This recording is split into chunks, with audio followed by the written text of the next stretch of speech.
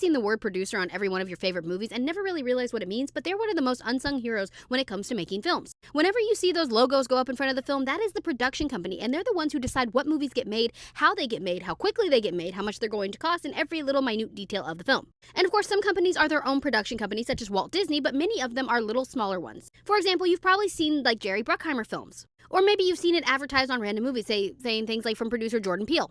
So what that means is that person, that famous person, that production company, whatever, believed in this script so much that they pushed it forward. So while Steven Spielberg did not direct Back to the Future, he was an executive producer on it, which means he believed in the script, he wanted to get it funded, and he wanted to help it get made. And to continue using Steven Spielberg as an example, he probably produced some of your favorite films of all time, and you had no idea he had a hand in them. How about Casper of 1995, one of my favorite films? He produced it. Land Before Time, he produced it. Monster House, he produced it. Transformers, he produced it. So what does it mean? So he took it from the beginning. He was involved in pre-production. He was an executive producer, and that's like a different level, and there's a bunch of different levels of producers, and I won't get into that in this video, but he got the funding. He secured the funding either through himself, or he would have gone to other companies and brokered deals, because production companies are the ones who find the financing for it. But not only do they find the financing for it, sometimes they'll be the ones who pick the director.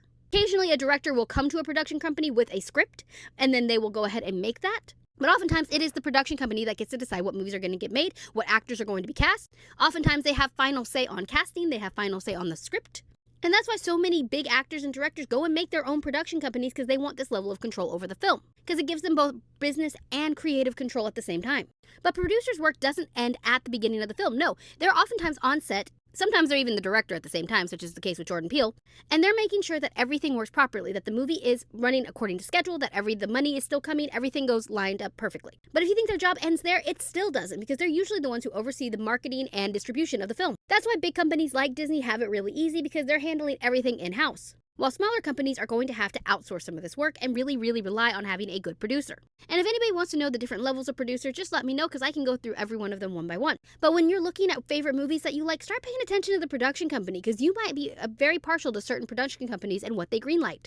But keep in mind that they are the business end of the deal, so they are the ones approving things against the creatives oftentimes, as well as being the one to maybe make changes to the ending. Whenever you hear it say, oh, a test audience didn't like that, so they demanded a change, that was the production company.